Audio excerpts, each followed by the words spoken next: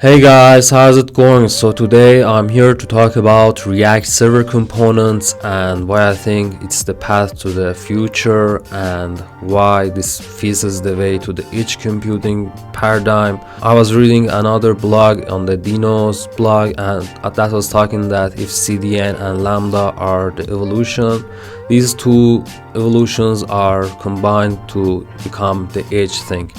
And in this video I want to show you how server components fixes and makes it easy to join this edge computing process. So let's see what I'm talking about.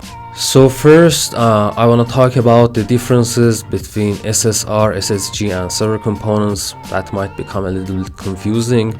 So SSG or server-side generation I think is the easiest one to understand. SSG basically means that your pages are being constructed statically on the server at build time. So whenever the server is building your web application, the bundles and the pages which are statically generated are built at build time. So every time the request is made for that page without any further computation, the page which is statically generated would be shown to the user.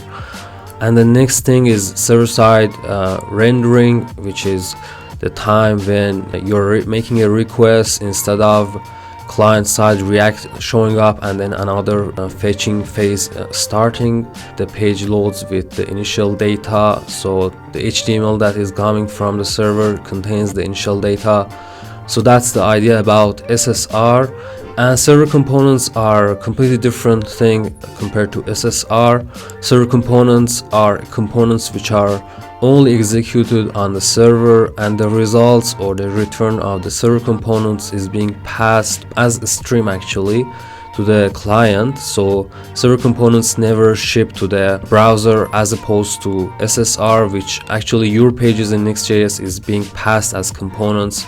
So that alone I think creates two benefits. First is that the bundle size is necessarily reduced because less JavaScript is shipped to the front end or the browser.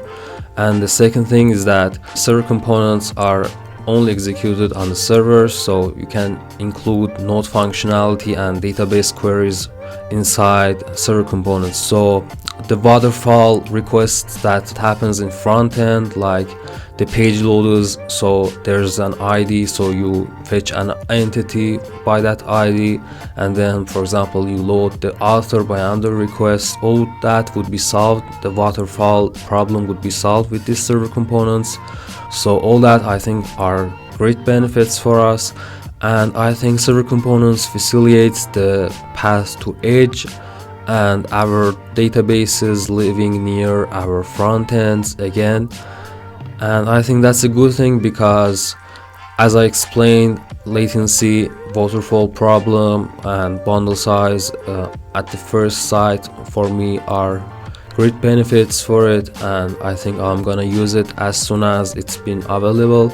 Right now it's in experimental and hasn't been stable enough to be used in production, and next.js conference is tomorrow, October 25th, and I'm waiting for their RFC about server components. As they say, it's the biggest RFC since its introduction in 2016. So big things are happening for React right now, and I'm really excited to be in this thing. If you like this video, please subscribe and see you in the next video. Bye.